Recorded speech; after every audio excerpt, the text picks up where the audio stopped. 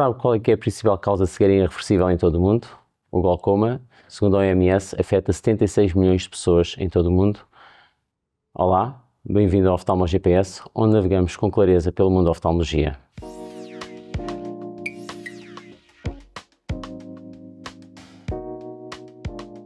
Olá a todos, bem-vindo ao Oftalmo GPS, onde navegamos com clareza pelo mundo da oftalmologia. Hoje vou-vos falar sobre a abordagem terapêutica sobre glaucoma, uma doença que muitas vezes é diagnosticada em estádios tardios, o que só por si representa uma dificuldade acrescida no seu manuseamento terapêutico. Para isso, tenho comigo o coordenador do Grupo Português de Glaucoma, Fernando Tracón de Vaz. Boa tarde, Fernando. Olá, Mário. Tudo bem? É isso mesmo, nós vamos falar sobre o glaucoma. Como disseste, é uma doença que a OMS estimou que em 2020 tivesse cerca de 36 milhões de pessoas com glaucoma em todo o mundo, e desses 11,2 mesmo com cegueira ou com uma perturbação visual grave. É uma doença que, de facto, como disseste bem, é silenciosa e, portanto, é detectada muitas vezes tardiamente. É preciso detectá-la e, depois de detectar, é preciso travar a pressão ocular, que é o principal fator de risco causador desta doença, e, portanto, para isso recorremos inicialmente a fármacos, em alguns casos laser e só em última instância cirurgia. Temos connosco hoje o Rafael Barão. Obrigado, Rafael, por estar cá connosco. Obrigado. Vamos falar um pouquinho sobre a abordagem terapêutica do glaucoma, começar se calhar pelos colírios, mas antes disso, qual é que na tua prática clínica, como é que tu determinas qual é a pressão ideal para cada doente? Bem, em primeiro lugar, obrigado pelo convite, Mário, Fernando. A determinação da PO-alvo nos doentes com glaucoma é provavelmente o primeiro desafio e o maior desafio ao longo de toda a gestão do doente. Porque nós temos que perceber quão agressivos ou quão ligeiros devemos ser no manuseamento terapêutico dos doentes, porque nós podemos, com as nossas opções terapêuticas, causar alguma iatrogenia, ou seja, causar algum dano com as nossas opções.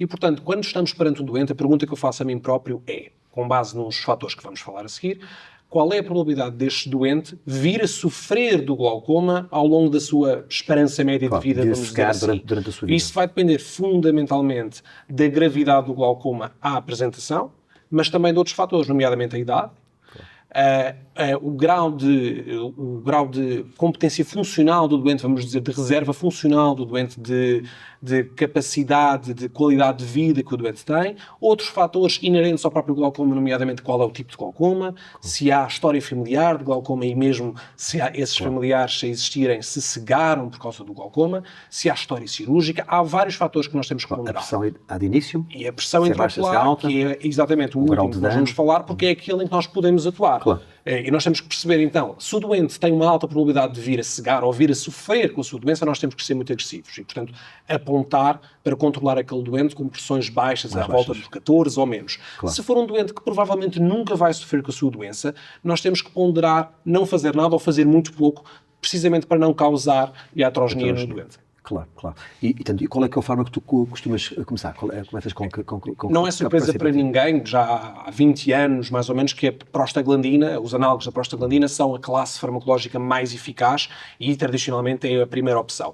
No entanto, há exceções. Há doentes com, por exemplo, glaucomas unilaterais, e nós sabemos que as prostaglandinas são muito eficazes, mas têm efeitos estéticos bastante marcados. É apenas por questão estética, nesse caso? A maior parte, sim, é por questões estéticas, porque pigmentam muito a pele, afundam muito o olho na órbita. Exatamente, causam uma assimetria facial muito grande. Fica mais vermelho de um lado, o outro fica branco. Exatamente. Pigmenta a íris, portanto, por exemplo, em doentes mais jovens com íris mais claras, com glaucomas que não sejam muito agressivos e que não precisem de uma medicação assim tão forte, devemos evitar as prostaglandinas. Agora, outra questão, mesmo em relação às prostaglandinas, também fala-se muito da cor dos olhos, não é? Exato. Falamos mais de cores mais claras. Se for completamente azul, não tem problema, é mais o castanho esverdeado, azul e castanho. Cor de burro quando foge, como se costuma dizer. Claro. E que outros casos de prostaglandinas que também não usas prostaglandinas? Por exemplo, os doentes com edema macular ou com história de edema macular frequente são doentes em que nós devemos ter alguma cautela, dependendo da gravidade, naturalmente, da doença. E achas que chega lá atrás o suficiente para causar edema? Parece haver esse risco. Provavelmente não é assim tão grande quanto isso, mas um doente, por exemplo, monocular, com uma história de edemas repetidos pela doença diabética, por outra razão qualquer, devemos evitar se não for um glaucoma muito agressivo. Outros doentes são os doentes uveíticos, em que nós também temos que ter alguma cautela. E os herpes também, não é? Exatamente. Ok, muito Muito bem. E o que é que tu esperas? Quando tu administras uma prostaglandina, estás à espera de uma redução de quanto e a partir de quando é que tu achas que não valeu a pena e trocas ou adicionas? Exatamente. Em média, os doentes vão ter uma baixa de pressão de mais ou menos 30%. Claro que isto é variável dependendo da pressão com que nós começamos. Se nós começarmos com uma pressão alta, vamos ter esses 30 ou mais. Se começarmos já com uma pressão baixa, não podemos ter essa expectativa. E, portanto, dependendo do doente, nós também temos que pensar quando é que eu vou ver este doente para ver se isto de facto funcionou. Qual é o perigo disto não funcionar? Porque nós sabemos que cerca de 10, 20% em algumas séries maior porcentagem de doentes não vão responder. E aí pode-se trocar para outra dentro da mesma classe. Não posso aquela prostaglandina, mas podes trocar para outra prostaglandina. Exatamente, para tentar, mas na maior parte dos casos, os doentes que não vão responder a um não vão responder a outro e temos que trocar para outra classe farmacológica, um beta-bloqueante, um alfa-agonista ou um IAC. Como é que tu vais escalonando? Depois, falaste de início que essa pressão-alvo é aquela pressão de início que tu queres que baixe, mas depois fazes exames e consegues perceber se não está a evoluir e se aumentas mais os fármacos que vais juntar. O que é que juntas a seguir? O que é que evitas? Como é que é o teu raciocínio? O conceito da pressão-alvo não é um conceito que é logo na primeira consulta e acabou. Claro, é uma coisa que tem que ser revista. Claro. E, portanto, se for necessário mais tratamentos, temos que ponderar. Vale a pena adicionar mais fármacos ou o doente é tão grave que vamos entrar noutras opções que podemos falar mais adiante. Claro. Tipicamente, a segunda linha vai ser o beta-bloqueante. Temos de ter alguma cautela com os beta-bloqueantes em doentes com cardiopatia, com arritmias e com asma, em particular esses, mas tipicamente é o beta-bloqueante que é utilizado em associação, em combinação fixa ou não, com o prostaglandina, num doente que esteja a progredir ou que esteja acima do alvo. Como é que tu optarias? Por fixa, separado? E se fosse separado, como é que farias, por exemplo? Ou seja, se estivermos a falar num doente naive, sem história medicamentosa, eu tipicamente nunca associo imediatamente uma combinação fixa, principalmente pela questão de segurança, porque se o doente não tolerar, eu não sei muito bem o que é que se fez. Exatamente. Claro. Num doente que já esteja a fazer uma prostaglandina, que é o mais típico, nós temos que incrementar a terapêutica, eu tipicamente associo separadamente ou em combinação fixa, eu diria que é provavelmente 50-50 na minha prática, um beta-bloqueante. O doente com problemas de compliance, que não põe muitas vezes as gotas, eu provavelmente, exatamente, para reduzir o número de gotas que vou colocar. Claro. Mas tendencialmente preferias que o doente estivesse a fazer os dois medicamentos, um de manhã e um de noite? Tipicamente sim. Poderias fazer um gel de manhã, beta-bloqueante e outro à noite. Era isso. Isso é um bocado off-label, não é? Mas muitos nós fazemos aquela questão se o beta-bloqueante é melhor à noite, se é de manhã, se uma dose à noite é o suficiente ou não. Temos que respeitar a farmacokinética do beta-bloqueante, que não é a mesma coisa. Claro. Muito bem. E depois é que passaria... Em terceira linha, não é? Em terceira linha, tipicamente temos os inibidores da anidrase carbónica e depois os alfa-agonistas. Na prática, na verdade, se nós estamos a pensar num terceiro fármaco, muito provavelmente este doente, se calhar vai ser um doente cirúrgico. Portanto, a altura de passar o terceiro fármaco é a altura em que nós devemos ponderar o que é que vai acontecer mais à frente. Exatamente. O quarto fármaco, na minha opinião, é para esquecer, só em casos muito excepcionais. Porque há aquele conceito do diminishing returns. O terceiro e o quarto fármaco já não vão ser muito eficazes. Primeiro porque a pressão já está um bocadinho mais baixa, e, portanto, quanto mais baixo começamos, menos vai ser o efeito, e porque todos em cima uns dos outros, eles vão ter menos efeito. Portanto, quando começamos a falar do terceiro fármaco, que para mim tipicamente é o inibidor da anidrase carbónica tópico, é dorzolamida ou a brisolamida em algumas situações, e habitualmente não entra para a brimonidina. Porque se o doente que já vai precisar de um terceiro ou um quarto fármaco, provavelmente é um doente que pode precisar de cirurgia, e eu não gosto dos alfa-agonistas pela hiperémia, pelos efeitos secundários associados. E preferencialmente, quando tens que juntar estes fármacos, estes princípios ativos extras, sempre em combinação fixa. Por exemplo, Porquê combinação fixa? Quais é que são as vantagens da combinação fixa? Fundamentalmente, a vantagem da combinação fixa é a adesão terapêutica. É isso que nós pensamos mais. É o doente que é idoso, tem vários fármacos à frente, pode ter dificuldade não só em pôr as gotas, como em identificar os fármacos e portanto, quanto menos gotas nós obrigarmos um doente a colocar, obrigarmos entre aspas, melhor. E, portanto, quando vou para um terceiro fármaco, em princípio, alguma coisa ali vai ser uma combinação fixa. Idealmente, estes doentes até podemos ter uma combinação tripla, mas isso ainda não existe. E há, inclusive, também a questão do washout, que se colocares dois fármacos, podes, se não esperares o tempo suficiente entre os dois, o segundo arrastar o primeiro para fora, não é? Exatamente. Que mais ou menos 10 minutos entre quanto menos instalações no mesmo momento do dia, melhor. Claro. Portanto, começámos, estamos a falar da abordagem escalonada, da terapêutica. Mas há casos em que tu avanças logo com combinação fixa, com mais do que o princípio ativo. Em que casos? Os casos em que eu quero a ferir uma resposta da terapêutica médica num glaucoma com uma pressão muito alta, vamos imaginar uma primeira consulta com um glaucoma avançadíssimo com uma pressão de 40. Este doente muito provavelmente vai precisar de uma cirurgia, nós sabemos isso, mas até lá vamos ter que tratar de forma mais intensiva estes doentes. Tipicamente é este tipo de situações em que eu coloco uma prostaglandina e, por exemplo, uma combinação entre um timolol e uma dorzolamida. Por outro lado, há outros doentes em que são mais jovens e que nós precisamos de associar outros medicamentos que não sejam as prostaglandinas e aí, por defeito, vamos utilizar mais combinações fixas. E não falámos, mas é senso comum e as recomendações da DGS assim o dizem, nós temos sempre que possível evitar os conservantes e usar combinações fixas que idealmente tenham sem conservantes. Sim, neste momento eu não prescrevo nada com conservantes, a não ser aquele doente que já faz... Algumas combinações fixas ainda não têm, verdade, algumas delas o e há combinam, outros doentes que nós sindridas não sabemos têm. e que estão habituados a fazer determinado fármaco e que só se dão com aquilo e também concordo devemos ter algum pudor em mexer. Idealmente, concordo contigo 100%, que é idealmente trocar sempre que possível, mas sabemos que é um doente que faz a sua combinação fixa, que é com conservantes. E se mudarmos aquilo baralhar e diminuir a compliance, eu prefiro também manter, porque assim garante que ele está a fazer. Concordo 100% contigo. Muito bem. Nos próximos 10 anos, o que é que imaginas que pode haver a nível terapêutica médica do glaucoma? Onde é que achas que vamos estar? O que é que pode haver? O que é que gostavas que houvesse? Terapêutica médica, estamos a falar essencialmente de aplicar colírios. Colírios, sim. Okay? A verdade é que a investigação médica tem estagnado um pouco. Nós temos alguns medicamentos na calha, o netarzodil, os inibidores da roquinase, da dorsinitroso, mas a verdade é que nós sabemos que esses fármacos vão ser, na melhor das hipóteses, tão bons como a prostaglandina e quiçá vão ter mais efeitos secundários.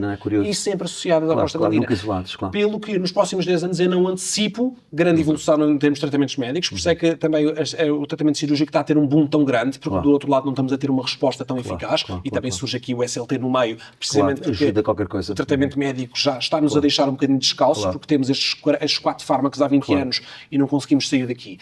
Idealmente, o que eu gostava era uma nova classe medicamentosa mais eficaz, com aplicação única e que pudesse ser medicinal. Uma das coisas que também que era importante, enfim, se não dermos novas moléculas, é tentar arranjar novos veículos como de forma que se possa ter doses de libertação prolongada, não tenha que se colocar tantas vezes como se coloca, depender menos da compliance dos doentes. Isso está em investigação atualmente com uma prostamida, se não estou em erro, um implante intraocular. Porque se referia mais gelos, nanopartículas que ficassem mais... Sim, ou reservatórios palpebrais. O problema estavas a falar disso, enfim, não íamos abordar isso, mas podemos abordar, é mais a questão que é só um fármaco que tu colocas dentro do olho. Sim. Se fizer 2 ou 3 fármacos, tu colocas um dentro do olho, mas o resto são gotas, não tem grande vantagem. Para além disso, essa prostaglandina que estás a falar, tu colocas dentro do olho, não é? Portanto, é um medicamento pró-inflamatório que altera a cor do olho, que pode causar edema. Será que não teremos esses problemas? Penso que temos que esperar mais para perceber se é eficaz colocá-lo, se é prático, porque na prática somos nós que os colocamos e não os doentes, e se temos capacidade dessa resposta. Apesar de tu tens uma nova plataforma, tudo bem que agora pode ser por uma prostamida, mas no fundo esta plataforma também pode ser utilizada por outras classes terapêuticas. E inclusive a plataforma do iStent, o iDose, né, pode ter. Agora, colocas, a tua perde eficácia, tens que voltar por um segundo. Então não é esse o caminho, claro. Então e o SLT? Onde é que tu encaixas aqui na tua prática clínica o SLT? Faz de início, a meio, pré-cirurgia? Como é que tu fazes? A questão do SLT é um bocadinho complexa porque efetivamente nós só temos um ensaio a dizer-nos o SLT é a primeira linha. Façam isto em vez das gotas, porque, ou é alternativa às gotas, vamos dizer assim, porque isto é tão eficaz, ou quiçá até melhor, a poupar cirurgias no futuro. Só temos esse estudo. E as outras tentativas de replicar esses resultados não têm sido assim tão bem sucedidas. Pelo que restam aqui algumas dúvidas sobre o papel do SLT. Em contexto público, eu tenho uma opinião aqui um bocadinho forte sobre o SLT. É que o SLT acaba por ser direcionado a doentes com hipertensão ocular e doentes ligeiros. E nós temos um grande problema que é as nossas salas de espera estão cheias de doentes, muitas vezes não precisam de cuidados hospitalares. Estes doentes que precisam de SLT têm que ser vistos mais vezes, provavelmente. Não perde eficácia. Exatamente, porque a maior parte dos doentes vão precisar de um tratamento repetido, que é eficaz, isso é ótimo, nós podemos repetir esse tratamento, mas vão consumir bastantes recursos. Claro. Se fosse um tratamento que se fizesse uma, 2 vezes e fosse fantástico, se fosse fantástico fazer, nós, claro que seria uma primeira linha. Nesta fase, na minha prática clínica, ainda não o é, mas é uma alternativa. Então, mesmo para Muito terminar, bem. portanto, Agora estamos a chegar ao final do nosso Oftalmo GPS. Rafael, o que é que nos trazes para a nossa rubrica para o Infocus? Sim, eu recentemente li um artigo que gostei muito, porque nós temos muitas vezes os nossos doentes que nos perguntam doutor, será que isto não é dos nervos? E nós muitas vezes dizemos, não tem nada a ver com os nervos, Claro, a estação, por acaso, sim, claro, sim, é a verdade. fisiologia, Sim. começamos ali com grandes conversas. Sim. Mas efetivamente, há cerca de 2 meses no Ophthalmology Glaucoma foi publicado um artigo sobre o impacto do stress psicológico em doentes com glaucoma. de cortisol, não é? Exatamente. Já havia ideia de que o stress podia aumentar as pressões em doentes normais, mas em doentes com glaucoma isso não existia num ensaio clínico randomizado e controlado. Sim. E, portanto, vimos que dois grupos de doentes com glaucoma, em monoterapia ou doentes tratados com SLT, doentes que não sejam muito graves e que não estão a progredir, uns submetidos a uma situação estressante, a um teste já standardizado, e os outros a uma situação relaxante, vamos dizer assim, ou normal, tinham respostas em termos de curva de PO naquele dia completamente diferentes, e uma subida de cerca de 4 minutos de mercúrio. Cortisol. Sim, e detectou-se.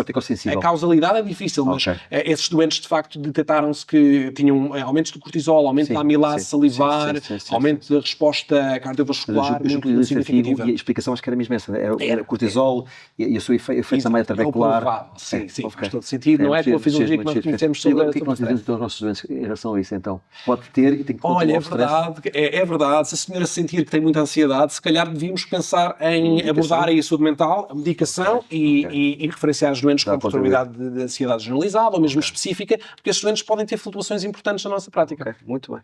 Muito obrigado, Rafael, e obrigado por este artigo, como extremamente interessante. Obrigado, Fernando. Obrigado, Mário. E parabéns mais uma vez aqui à SPO por esta iniciativa. Obrigado.